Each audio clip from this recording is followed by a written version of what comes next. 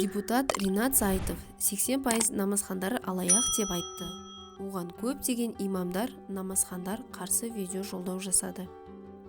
Және актер кинопродюсер Нұртас Адамбай даулы пікіріне дәлел келтіруін сұрады. Мен парламент депутаты Ринат Зайтовқа үндеу жолдау жасаймын. Депутат Зайтов Қазақстан Республикасының азаматы ретінде 80% намаз оқитындар алаяқтар дегенге дәлел келтіруіңізді сұраймын. Дәлел келтіре алмаған жағдайда мен сізді мылжың деп есептеймін.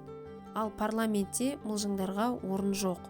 Намазхандарды еш негізсіз айыптаған болсаңыз, депутаттықтан кетіңіз.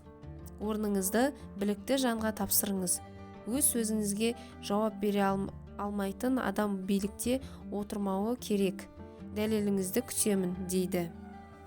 Ал Нұрлан имам былай деп айтты. Ринатты Құдай танитын адам деп ойлаймын. Сол сұхбатты асықпай толық тыңдап шығыңыздар. Ондай айып тағу үшін оның не айтқысы келеді, соны біліп алайық. Дінді қорғайым деген адамдар дінді айғай шумен қорғамайды, бір-біріне сөз атумен қорғамайды. Алла тағала өз дінін өзі қорғап алады.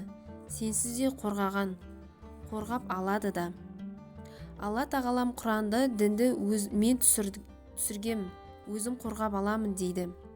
Ал Ринат шын мәнінде біздің домбырамызға, салтымызға, санамызға қарсы шыққан бұл сәләфилықты айтып келіп, сол арқылы келді. Сондықтан солай деп түсініңіздер.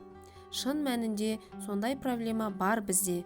Сондықтан дұрыс түсініңіздер, деді Нұрлан имам. Қазақстанның бір азаматы Ринатты ақтап алды. Нұртас Адамбай Бекболат Тілеуханға және қарсы шыққан имамдарға былай деді. Сендер қайдан атып шықтыңдар, дәлелде деп. Ринат сияқты Назарбаевтың кезінде неге сөйлемедіңдер?